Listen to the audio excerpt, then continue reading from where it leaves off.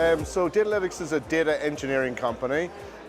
We've been running for around about 6 years now, and we kicked off really to sort of change the way in which modern data architectures are deployed across EMEA. We've got about 50 guys in the UK, and we've recently launched an offshore division in India for a 100-man organization. So I guess largely what we do is we help organizations who are embarking into a new area of technology to really get an understanding of how they should go about deploying it. What are the things that have worked for other customers in the past? What are the key capabilities that they're going to need to be able to deploy it?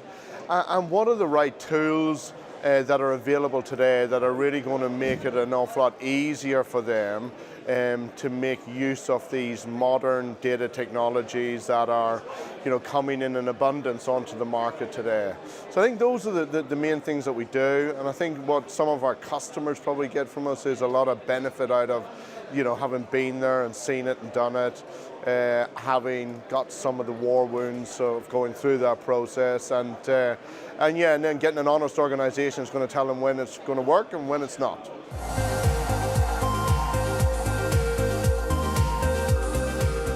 For me, a modern data architecture is one that is not tightly coupled in any way. It's a loosely coupled architecture that really brings together and takes one set of data or multiple sets of data and puts them into one place. So there's only one storage mechanism for the data in the company and one area that it leverages for the insights that it's looking to get. And for that, you need reasonably complex architecture. You need to be able to ingest multiple different types of data from all different sources, whether it be structured or unstructured, whether it be batch or real time. You've got to be able to have the right processing techniques to then curate that data and make sure what's inside the data came from the place that you expected in the form that you expected. It's got to have really good sort of calculation capabilities to process that and aggregate multiple data sets and create new insights and new data sets as you go along. And then it's got to have the ability to give you a consumption layer to be able to kite mark that data and allow you to provide that data for access by self-service capability. So that's how I would define it.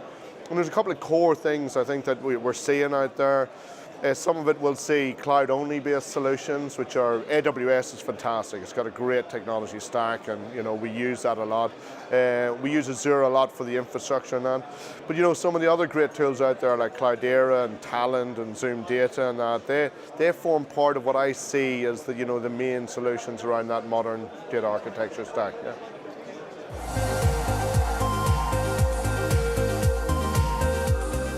That's an interesting one. I just came off a talk on that this morning. I was on with my good friend Kieran Dines, who's the VP of Product for Talent, and we did a talk on what the real-time use cases were, because if I go back 12 months ago, real-time was tomorrow.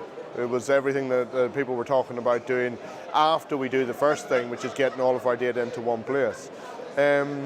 What's really interesting is after we've sort of worked with AstraZeneca and Jaeger and many other organizations like that, who've all done predominantly batch-based processes, we're now seeing companies like Wejo who are coming along with a connected car challenge, trying to pull data from black boxes and from mobile apps in cars, process that data through real-time streams, and then turn it into aggregated information sets and then make it available again for its own.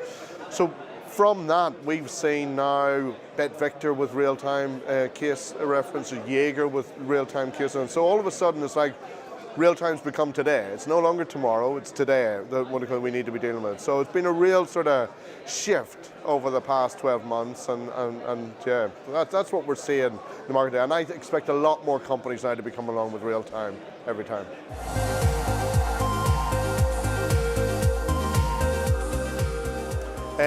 There's lots of challenges. They're new.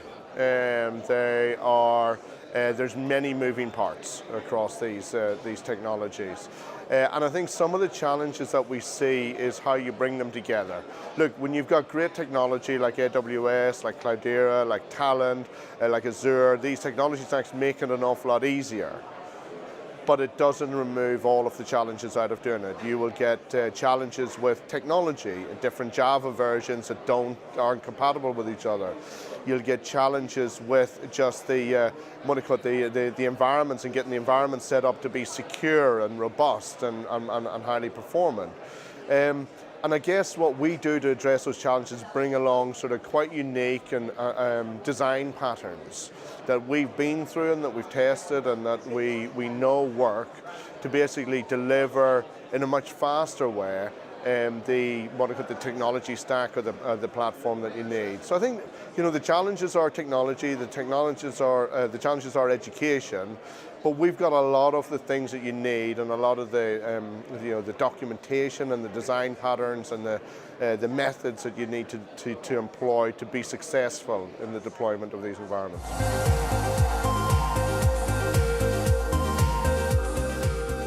Well, I guess real time, of course, which I've just mentioned. Real time is no longer a tomorrow question, it's a today question. Every organization, regardless of what sector it's in, retail or travel and transport or whatever, is going real time in some fashion. Even the small organizations, their competitors are going real time, they need to go real time to be competitive with them as well. Technology-wise, I think we're going to see the end of MapReduce. MapReduce will probably persist, but only for a few. Spark will be the predominant data processing paradigm, certainly for next year and years beyond, especially with some of the stuff they're doing with Spark 2.0. So that's certainly what I call a key trend.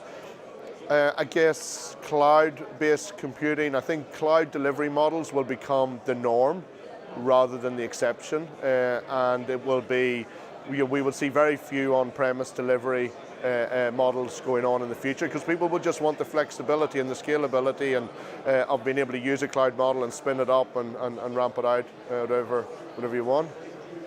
And I think you'll see Datalytics on the lips of most customers in the UK as being one of the key companies that are out there helping them get on their way with big data or push forward with stuff that they've already done.